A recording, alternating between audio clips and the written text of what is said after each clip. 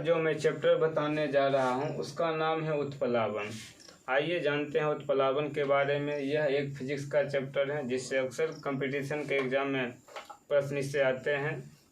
यह जो चैप्टर हम पढ़ा रहे हैं, इस चैप्टर को पढ़ने के बाद आपको क्रोन, लुसेंट, यूथ कंपटीशन और एसके झा चारों किताब में से किसी किताब को पढ़ने की ज़रूरत नहीं होगा। यहाँ जो हमने इसको तैयार किया है वह चारों किताब को मिला करके तैयार किया है। अतः इस प्रकार से यहाँ क्वेश्चन बनाया गया है कि एक बार इसको पढ़ लेने के बाद इस चार किताब में से किसी किताब का प्रश्न एक भी नहीं छूटेंगे। आइए तो देखते हैं। आज जो हम पढ़ने जा रहे हैं उसका नाम है उत्प्लावन। तो सबसे पहले हम जानेंगे उत्प्लावन का परिभाषा। सबसे पहले जानते हैं कि उत्प्लावन होता क्या है। तो उत्प्लावन का अर्थ होता है किसी तरल में अंशतः या पूर्णतः डूबे हुए पिंड पर ऊपर की ओर एक परिणामी बल लगता है जिसे उत्प्लावकता या उत्प्लावन बल या उत्क्षेप बल कहते हैं। कहने का मतलब हुआ क्या, जब किसी वस्तु को हम किसी द्रव में डुबा देते हैं तो द्रव में डुबाने के बाद उस वस्तु पर नीचे से ऊपर की ओर एक बल लगता है जिसके कारण से वह वस्तु हमें पानी के अंदर हल्की प्रतीत होती है। उसी बल को हम उत्प्लावकता या उत्प्लावन बल या प्रक्षेप बल कहते हैं। अब इसी में आता है एक उत्प्लावन केंद्र। उत्प्लावन केंद्र हमारा क्या होता है, उत्प्लावन केंद्र जो होता है उत्प्लावन बल द्वारा किसी विस्थापित द्रव के गुरुत्व केंद्र को उत्प्लावक केंद्र कहते हैं। मतलब उत्प्लावक बल जो पानी के अंदर उत्प्लावक बल लगता है, उस बल के द्वारा विस्थापित द्रव, मतलब किसी वस्तु के जब द्रव में डूबी रहती है तो उस वस्तु पर उत्प्लावन बल लगता है। वह उत्प्लावन बल जितना विस्थापित द्रव जितना द्रव को विस्थापित करती है उसके गुरुत्व केंद्र को ही उत्प्लावन केंद्र कहते हैं। कहने का मतलब हुआ पानी के अंदर डूबी वस्तु के अंदर से जितना पानी को विस्थापित करती है उसी पानी के गुरुत्व केंद्र को उत्प्लावक केंद्र कहते हैं। अब आते हैं कि उत्प्लावन बल की खोज किसने किया। तो उत्प्लावन बल की खोज करने वाले व्यक्ति का नाम था आर्किमिडीज। आर्किमिडीज साहब थे जिन्होंने उत्प्लावन बल की खोज किया। उत्प्लावन बल की खोज के करने के क्रम में हुआ था क्या, एक बार आर्किमिडीज साहब अपने घर में एक टब में स्नान कर रहे थे। स्नान करते वक्त उन्हें आभास हुआ कि पानी के अंदर से कोई उन्हें नीचे से ऊपर की ओर ठेल रहा है। इस बात को लेकर के वह एकाएक डर गए और पानी से हबडब हबडब हबडब हबडब की बोलते हुए छलांग लगा करके पानी से बाहर निकले। उन्हें लगा कि पानी के अंदर से उन्हें कौन धक्का दे रहा है। तभी से उन्होंने पानी पर शोध करना शुरू किया। तब जा करके वो उत्प्लावक बल की खोज किए। यहाँ से अक्सर क्वेश्चन पूछ देता है हबडब हबडब हबडब हबडब कह के किस वैज्ञानिक से संबंधित है, तो यह आर्किमिडीज से संबंधित हैं। आगे देखते हैं। उत्प्लावन बल द्रव में डूबी पिंड के आयतन और घनत्व पर निर्भर करता है। अतः किसी वस्तु पर कितना उत्प्लावन बल लगता है, यह बल उस वस्तु के आयतन और घनत्व दोनों पर निर्भर करता है। आगे, पदार्थ की प्रकृति या भार पर उत्प्लावन बल का मान निर्भर नहीं करता। मतलब जिस पदार्थ को हम जल में डुबाते हैं उस पदार्थ की प्रकृति और उस पदार्थ के भार पर उत्प्लावन बल का निर्भर नहीं करता है। तब आगे चल के आर्किमिडीज साहब ने एक आर्किमिडीज सिद्धांत प्रतिपादित किया। इस सिद्धांत में उन्होंने कहा कि जब कोई वस्तु पूरी या आंशिक रूप से डुबोई जाती है, मतलब पूरी या आंशिक रूप से किसी द्रव में डुबोई जाती है तो उसके भार में कमी का आभास होता है और भार में यह आभासी कमी जो है वस्तु द्वारा हटाए गए द्रव के भार के बराबर होता है।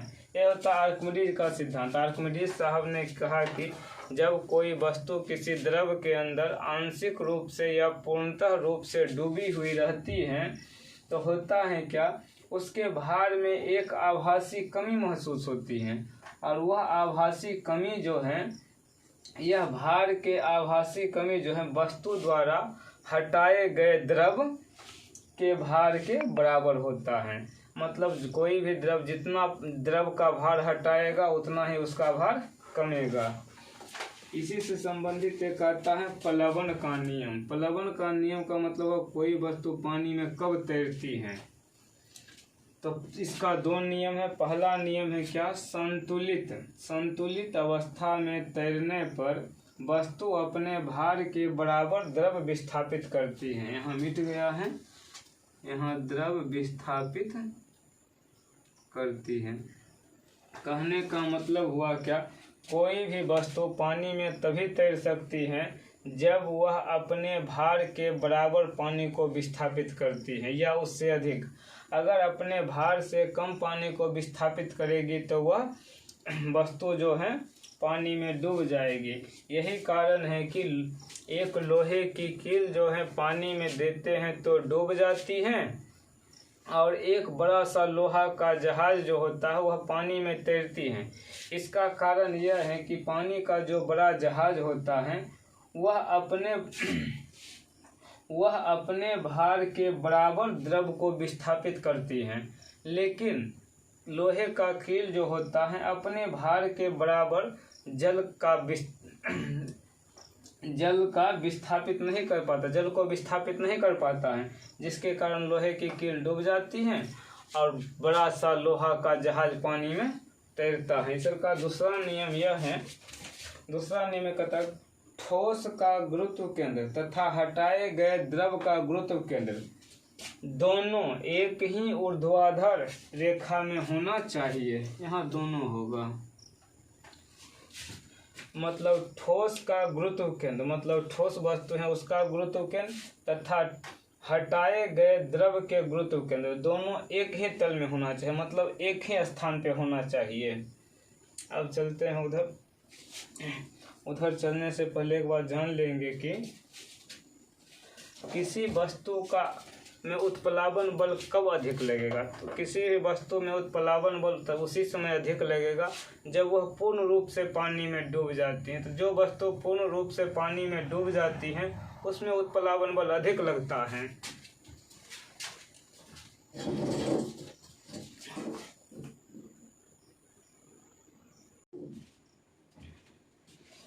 तो हमने जान लिया कि पानी में डूबी हुई वस्तु पर उत्प्लावन बल सबसे अधिक होता है।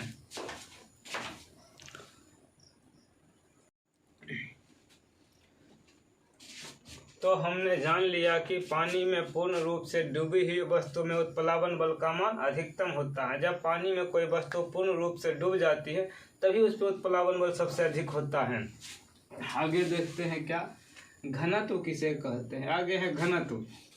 तो द्रव्यमान एवं आयतन के अनुपात को घनत्व कहते हैं। घनत्व बराबर होता है द्रव्यमान बटे आयतन। यहाँ से जानेंगे, परीक्षा में अक्सर पूछता है घनत्व का एसआई मात्रक क्या होता है। यहाँ क छूट गया है, घनत्व का एसआई मात्रक। तो घनत्व का एसआई मात्रक हम यहाँ सिखा लेंगे। द्रव्यमान का मात्रक होता है केजी और आयतन का मात्रक होता है मीटर के पावर क्यूब। तो घनत्व का एसआई मात्रक होता है केजी प्रति मीटर क्यूब। अब एक आता है आपेक्षिक घनत्व।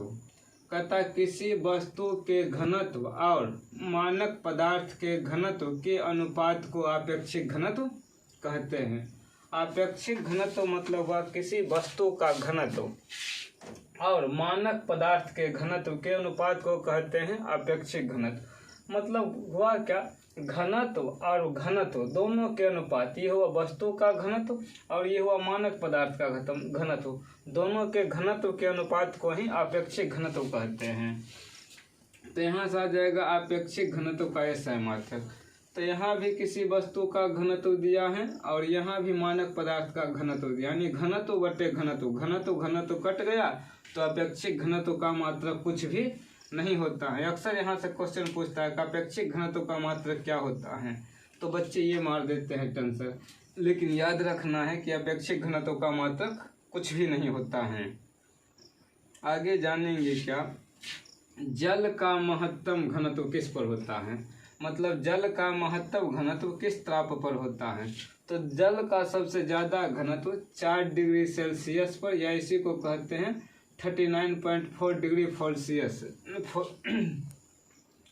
4 डिग्री सेल्सियस या 39.2 फ़ारेनहाइट पर।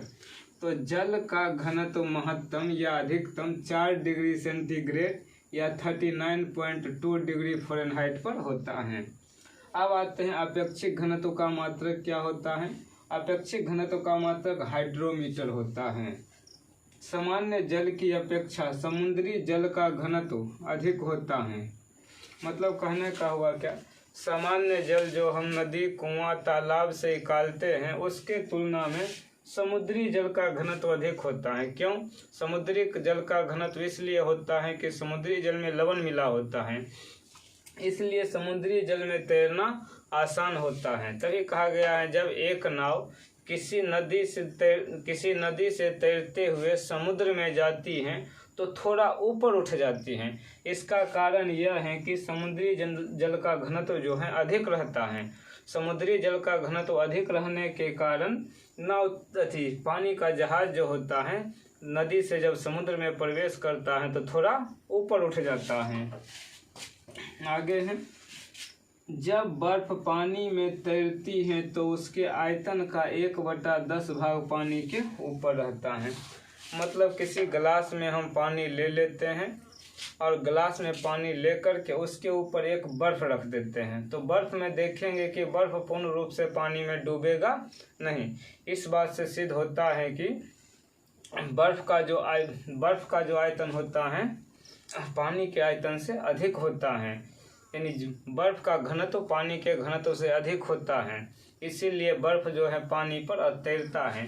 और बर्फ़ का कुछ भाग पानी के ऊपर रहता है। वह कितना भाग रहता है? तो 1/10 भाग पानी के ऊपर रहता है और 1/9 भाग जो है वह पानी के नीचे रहता है। तो यहाँ से प्रश्न इस प्रकार से पूछ सकता है, जल में तैरते हुए बर्फ़ का कितना भाग पानी के ऊपर रहता है? तो पानी के ऊपर 1/10 भाग रहता है। और पूछेगा कितना भाग पानी के अंदर डूबा रहता है? तो पानी के अंदर डूबा रहता है 9/10 भाग। ये हमारा हो गया। अब इसको आगे मिटा करके देखते हैं।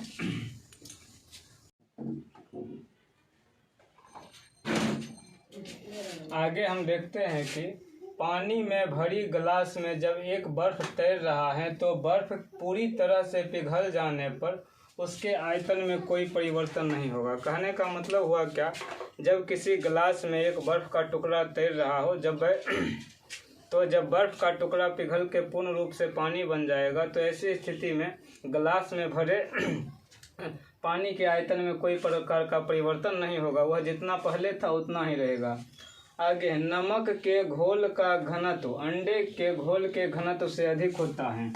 तो नमक के घोल का घनत्व अंडे के घोल के घनत्व से कम होता है। यही कारण है कि जब एक अंडा को लेकर के हम नमक के घोल में डालते हैं तो वह अंडा नमक के घोल में तैरने लगता है।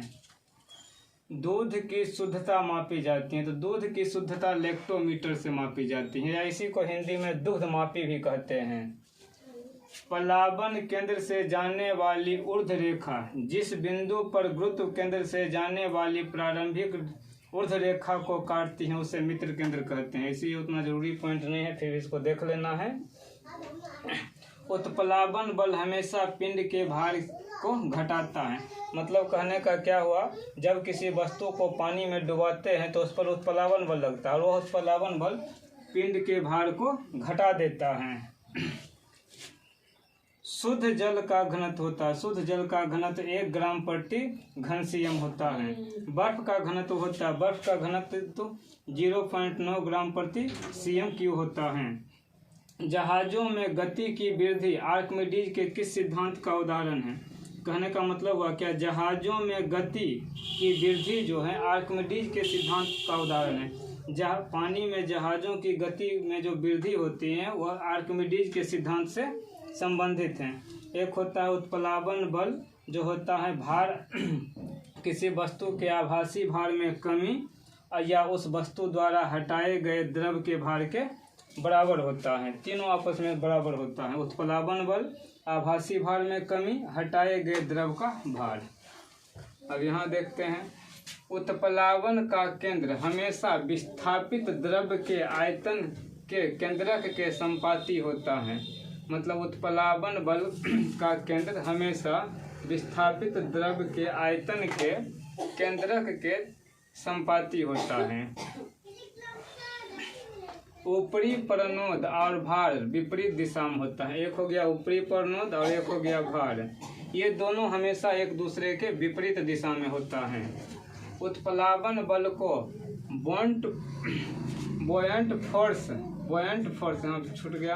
बुओयंट फोर्स भी कहते हैं। मतलब उत्प्लावन बल का एक नाम बुओयंट फोर्स भी होता है। कहीं कहीं ऑप्शन में उत्प्लावक बल के जगह बुओयंट फोर्स दे दिया जाता है।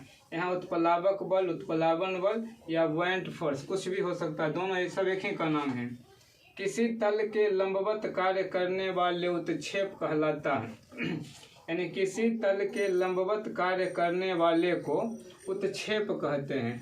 मतलब जब किसी तल में लंबवत कोई वस्तु कार्य करता है तो लंबवत कार्य करने वाले वस्तु को उत्क्षेप कहते हैं। हो गया हाइड्रोमीटर, पनडुब्बी, लैक्टोमीटर, ये जितने भी यंत्र हैं ये सभी के सभी उत्प्लावक बल पर आधारित हैं। अच्छा, इस प्रकार हमने अपना उत्प्लावकता चैप्टर पढ़ लिया। अब लगता है इतना पढ़ने के बाद इससे एक भी क्वेश्चन किसी भी एग्ज़ाम में आज तक नहीं पूछा गया है। आगे भी लगता है बस इससे ज़्यादा कहीं कोई एग्ज़ाम में पूछा नहीं जाएगा। अतः हमने इस प्रकार अपना उत्प्लावक चैप्टर पढ़ लिया।